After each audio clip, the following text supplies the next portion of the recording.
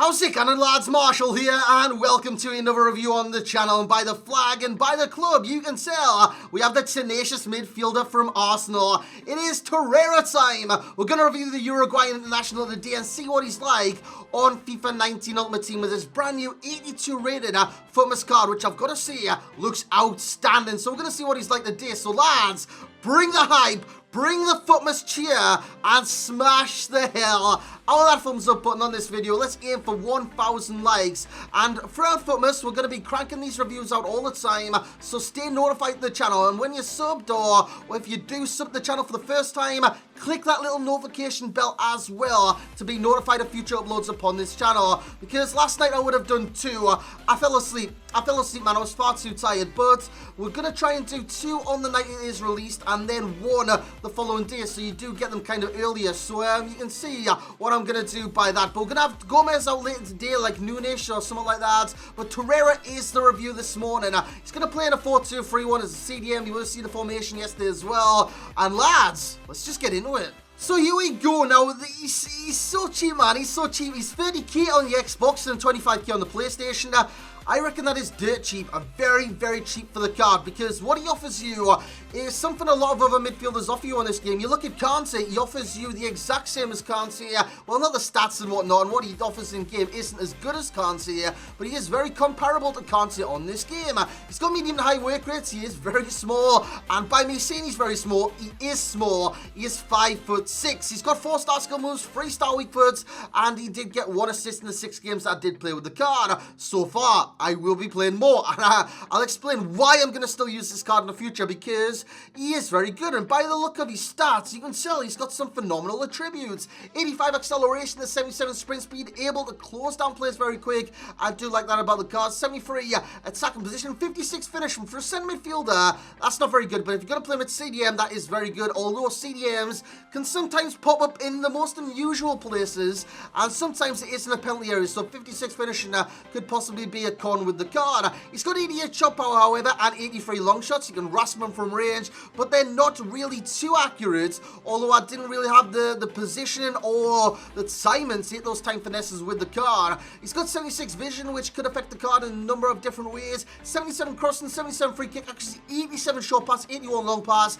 87 agility, 97 balance, 97 bloody balance. That is fantastic. 80 reactions, 85 ball control, 80 dribbling, and 80 composure with 86 interceptions, 86 marking, 85 stance tackle, and 78 slide tackle, 89 stamina, 69 strength. That isn't the greatest stat in the world, hence why I lobbed an anchor on the card. As you see Zaha going for his like Zaha type things in the background, his skills would say.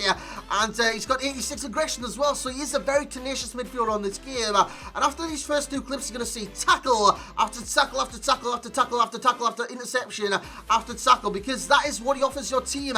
Very, very tenacious. Seeing him winning the ball back there, he's just gets his head down and runs into players, man. He is that tenacious on this game, and it's all about the aggression, because he doesn't quite have the strength of like a 90 strength midfielder or something like that. He's got low strength, which if you're shoulder to shoulder on the dribble, you will get pushed off the ball. However, with the aggression that he's got and the tackling that he's got, if he goes in for a challenge, he's coming out with the ball every single time. And I did love that about the card, because like I said, tenacious midfielder, that is exactly the description of him in real life. That is exactly the description of him on FIFA 19 Ultimate Team. It is very kind of apparent, because look at these corners, man. He's just running in for them before the ball is even controlled by the opponent. He's going in head first every single time and coming out with the ball. This one from another corner here, he blocks the ball on his passage out, and he does very well in that sense. In terms of the pros of the card, the aggression is what makes this guy.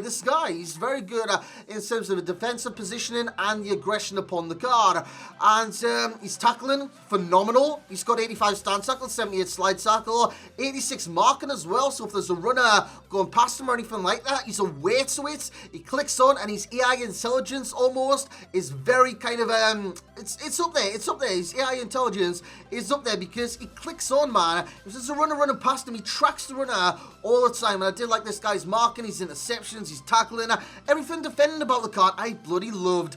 Interceptions is defensive positioning as well. We'll talk about the defensive position, because obviously he's got medium high work rates. You want to use this guy as CDM, because he stays back. Yes, you'll find him forward. That's why he got cons to the finish. finishing corn. What am I talking about? I've got finishing as a corner simply because sometimes he does end up in the area, and sometimes, well, every time, because he didn't score a goal for me, he missed his chance here at the finishing that he does possess, and it was only 56, and it will be a corner if you do play him centre midfield. However, CDM, he doesn't like wander into that space too often, and he tends to stay back, and his defensive positioning is outstanding with the 86 interceptions. In terms of the pace, he closes people down so quickly because of that acceleration. It's 85, that instant burst of pace to close someone down or start the dribble with the ball, and the sprint speed that he does possess. It is 77 with the anchor chem style, goes up to 82, I do believe, and it is very good with the card. It is very, very bloody good, I need to say that. Passing, sensational. His passing is bloody beautiful. For the 1-2s, for the long passes, it's 87 and 81 respectively. It is very good on this game.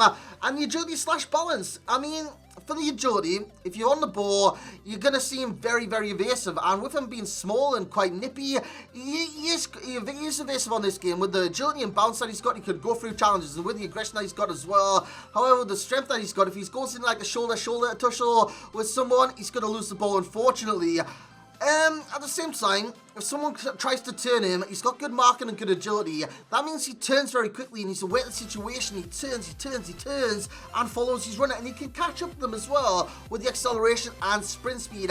In terms of cons, and I know this one's going to bite me in the arse, aerial ability. He's small. You might, I ask my height all the time and say, am I insecure about my height? No, I'm not. I'm like 5'9", 5'8". But this guy is small. He's 5'6". He's 5'6". He is small. And on this game, a video game, I must stress that is small alongside like attacking midfielders that could be upwards of 5'6". Plus, his jumping is 54. His head accuracy is 35.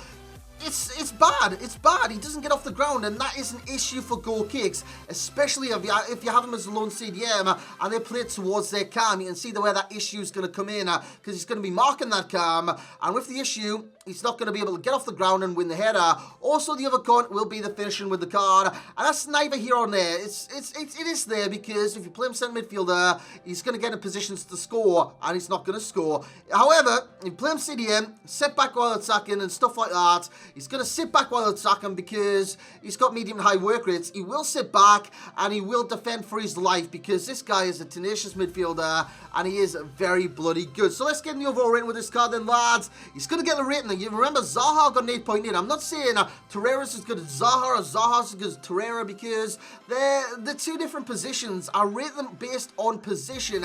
So Torreira will get the rating of an 8.8, the same as Zaha, but like I said, they're in different positions. 8.8 is fully deserving of this card. I reckon it's phenomenal, man, and I'm going to use him in the future, hence why I did say that earlier on. He's going to be in my squads in the future going forward because he is that good in this game. You look at Kante, you can definitely compare him to Kante, but Kante is the better player, hands down. However, Torreira is a cheap Kante. He's 30k on the SBC on the Xbox. He's 25k on the PlayStation with the SBC. He is very, very cheap, and you've got a limited time to complete this SBC in. You've got till 6 p.m. this evening, then the doors are shut. Possibly till like next year sometime if they get like a throwback one at some point. Value for coins get a 10 out of 10. This guy's definitely worth a 30 and 25k on the respective consoles. Enjoy my rating 9.2.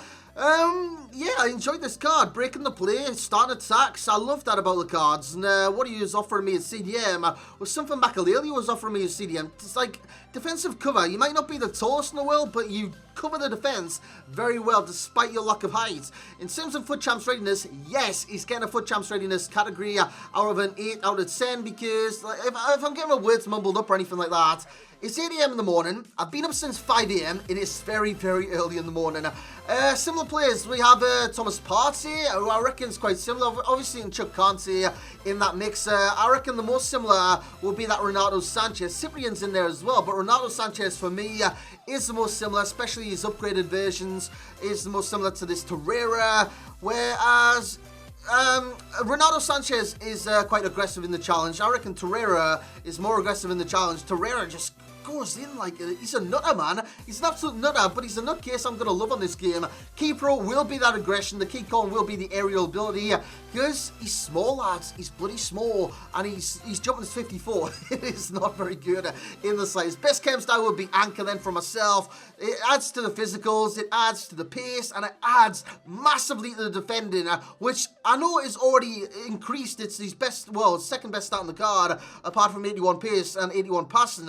He's got 80 defender. Well, it's the third best if you look at it like that. But yeah, you can increase that even more. And it is great to increase the interceptions, the head accuracy, which is either here or there, the marking, the stand tackle and slide tackle, all fantastic to increase. The perfect chem style. Again, I'm getting my words mixed up, lads, but it is early morning for me. Perfect, what am I going to say? Perfect link for the card. There is no Uruguayan at Arsenal, so there is no perfect link. However, in terms of strong link, you could go Aubameyang, you could go Mkhitaryan. You've got a lot of good options at Arsenal, and yeah, you could go one of them.